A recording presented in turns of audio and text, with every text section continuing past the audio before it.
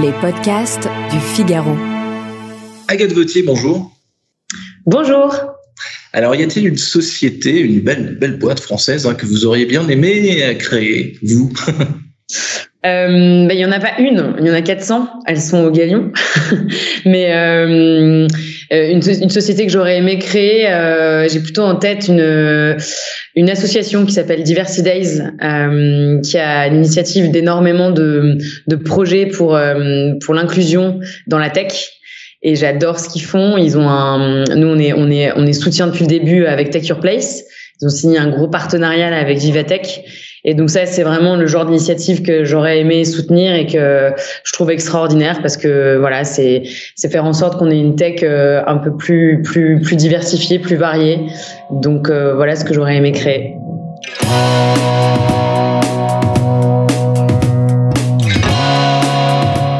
Bonjour à tous et bienvenue au Talk Décideur du Figaro en visio avec aujourd'hui sur mon écran et par conséquent aussi sur le vôtre Agathe Vauthier, cofondatrice et directrice générale de The Galion Project, donc depuis 2015, un collectif d'entrepreneurs qui investissent dans les projets d'autres entrepreneurs. Si on ne peut pas résumer ça plus simplement, les coulisses justement, Agathe Vauthier, la sélection peut-être de ces entrepreneurs stars qui investissent pour des plus petits. Comment ça se passe d'un côté comme de l'autre? Comment la sélection des stars, peut-être que c'est un terme, un gros mot, vous allez me dire oui ou non, comment ça se passe, et de l'autre côté, comment est-ce qu'on sélectionne les bons dossiers, quoi? Oui, alors le Galion Project, c'est une communauté d'entrepreneurs. Alors c'est pas des stars, mais c'est vrai que c'est des gens qui ont tous au moins levé 3 millions et qui sont à la tête d'entreprises en très forte croissance. Donc voilà, on a 7 ans aujourd'hui et on a décidé de lancer un fonds d'investissement qui va aller aider les entreprises en phase d'amorçage. Quand on parle des entreprises dans lesquelles on va investir à l'étape du seed, il n'y a pas vraiment de recette miracle. Ce qu'on regarde beaucoup, c'est les entrepreneurs, l'équipe, c'est-à-dire est-ce qu'ils ont la bonne ambition, est-ce que ils ont le bon état d'esprit, est-ce qu'ils vont être capables, de mener à bien leur projet. Donc vraiment, à l'étape d'amorçage, c'est vraiment l'équipe qu'on regarde. Donc l'étape d'amorçage, vous dites aussi que c'est là que le bas blesse dans une certaine mesure en France par rapport aux pays européens. C'est quelque chose dans lequel, un moment crucial, vous venez de nous dire pourquoi, sur lequel on s'enthousiasme peu, je sais pas, mais en tout cas on s'intéresse moins en France. Pourquoi? Est-ce que c'est une spécificité culturelle? Pourquoi cette non envie de s'intéresser à ce moment? Mais en fait, on a remarqué. Alors, ce qu'il faut se dire, c'est qu'il y a eu de plus en plus de financement dans les startups. En 2 ans, on est passé de 4 milliards à 12 milliards. Donc, ça a vraiment significativement augmenté. Et en fait, à tous les niveaux de maturité, on a doublé d'investissement, ce qu'on appelle les séries A, B, C et D. Et sauf à l'étape justement de l'amorçage. Ce financement, il va avec la maturité de l'écosystème. Ce qu'on voit, c'est qu'à l'étape du seed, ça n'a pas doublé, c'est resté à peu près au même niveau. Et nous, ce qu'on pense, c'est qu'il faut réinvestir cette étape du seed, c'est-à-dire le tout début, les premières années avec les entrepreneurs, parce que c'est eux qui vont créer les futures pépites. Et on veut arriver avec une offre où vraiment on professionnalise cette approche-là. Est-ce que l'amorçage, justement, ce que vous me dites, c'est un peu bête, mais est-ce que si l'amorçage est aussi peu, intéresse aussi peu, entre guillemets, c'est justement pas parce que c'est le moment crucial, le moment intuitif où il s'agit, où tout peut basculer finalement. Donc on se méfie de ce moment, peut-être. Aussi. C'est vrai que vous avez raison. C'est aussi et surtout le moment le plus risqué, puisque plus on avance dans la vie d'une entreprise et quand on investit dedans, moins c'est risqué. Donc tous les risques, une grosse partie des risques se situe bien évidemment sur l'amorçage, parce qu'il y a sûrement une boîte sur 5 qui va réussir à passer l'étape d'après. En série A, donc là c'est plutôt des séries à peu près aujourd'hui entre 7 à 15 millions. Il y a encore à peu près 50% d'entreprises qui passent pas la barre du dessus. Et puis plus on monte, moins c'est risqué. Donc c'est vrai que l'étape du seed est très risquée. Aujourd'hui, il y a peu de fonds en France, il y a beaucoup de business angels. Mais voilà, l'idée c'est qu'on en voit de plus en plus. En Angleterre, pour vous donner une idée, il y a à peu près une trentaine de fonds de seed, là où on n'en compte qu'une poignée en France. Et donc vous, Agathe Vauthier, avec ce fonds, vous avez eu viscéralement envie de prendre des risques? Parce que vous étiez finalement pas obligé de prendre des risques.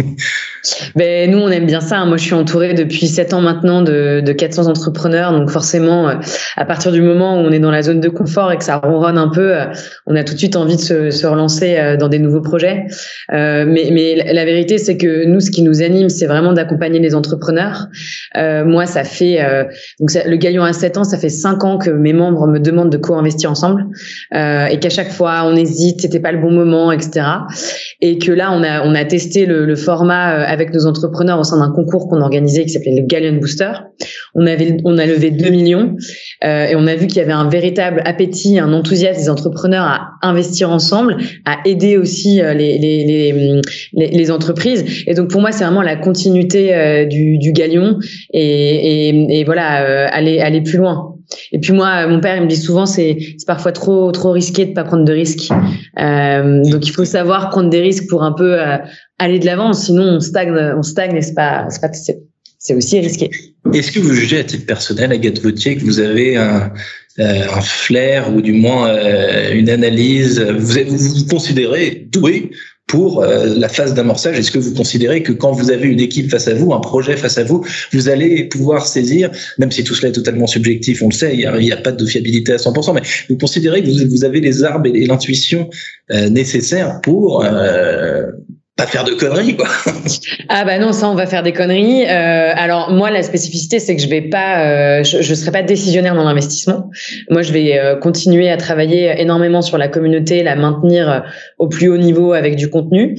Je vais faire ma petite souris dans les comités d'investissement et donc je serai présente à chaque fois. Mais ce que j'expliquais c'est que moi je viens pas du tout du monde de la finance et autant je me vois pas du tout faire de l'investissement en private equity ou même sur des plus gros tours. Mais je pense que je peux être douée au tout début parce que comme je vous le disais, si c'est plutôt sentir l'équipe, je pense que je peux être douée. Après, on verra. Il y a des histoires de timing, de taille de marché, et donc ça, c'est des choses où j'ai un peu moins l'habitude. Mais bon, je démarre et je vais apprendre. Vous dites, je viens pas de ce milieu. Vous étiez avant chez Orange. Vous avez travaillé 7 ans en tant que brand manager finalement. Et pardon, c'est effectivement, vous ne parlez pas comme avec quelqu'un qui travaille dans la finance. Mais tous les clichés ont une part de vérité, on le sait. Et comment est-ce que vous êtes passé de ce côté de ce côté du business? En gros, qu'est-ce qui s'est passé entre Orange et Mais c'est des rencontres. Moi, je crois beaucoup à ça. Donc, j'ai rencontré Jean-Baptiste Rudel. On a eu un vrai coup de cœur professionnel et on a monté le Galion, qui est avant tout un réseau de partage entre pairs et une communauté. Et donc là, moi, j'ai adoré passer du temps avec les entrepreneurs. Moi, ce que j'aime, c'est fédérer les gens. Je suis un véritable catalyseur. Et donc ça, c'est mon métier, hein, de mettre les gens en relation, de faire en sorte qu'il se passe quelque chose quand ils se rencontrent, et puis de créer une marque. Je suis une professionnelle de la com, du marketing. C'est aussi ce que j'ai apporté au Galion, une vraie marque, un porte-étendard pour tous ces entrepreneurs.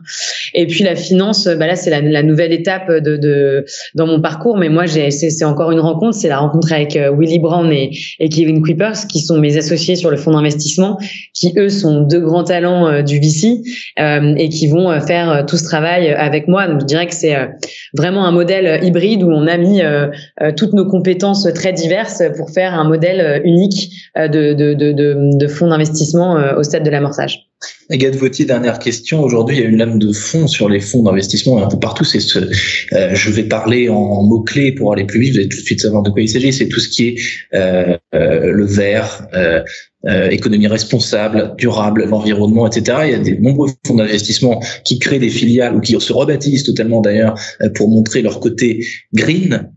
Qu'est-ce que ça vous inspire, ça, l'investissement green? On entend un petit peu de greenwashing dans votre question, Quentin. Moi, ça m'inspire de l'espoir. Je trouve ça extraordinaire que le monde de la finance s'intéresse au sujet. Je suis persuadée qu'on ne pourra plus recevoir d'investissement à très très court terme quand on n'a pas une démarche RSE ou voilà quand on réfléchit pas et qu'on met pas en place ces systèmes-là dans son entreprise. On le voit, hein, les banques ne donneront plus de prêts si on n'a pas une démarche RSE très claire et des indicateurs de performance sur ce sujet-là. Donc moi je suis très très supportive de tout ce mouvement-là. Au sein de Galion.exe, on va investir dans un futur souhaitable. On souhaite vraiment faire 50% de nos investissements à impact. Et puis s'ils ne sont pas par nature à impact, on va aider les entrepreneurs à se poser les bonnes questions sociales, les bonnes questions d'inclusion. Mais voilà, il faut faire attention au greenwashing. Mais je trouve que c'est plutôt un bon mouvement pour le monde dans lequel on vit. Agathe Vauthier, directrice générale de The Galion Project, donc qui vient de lancer un fonds d'investissement Galion.exe. Vous l'avez dit, merci infiniment d'avoir répondu à mes questions pour le Talk Décideur du Figaro. Je vous souhaite une excellente fin de journée. Merci Quentin.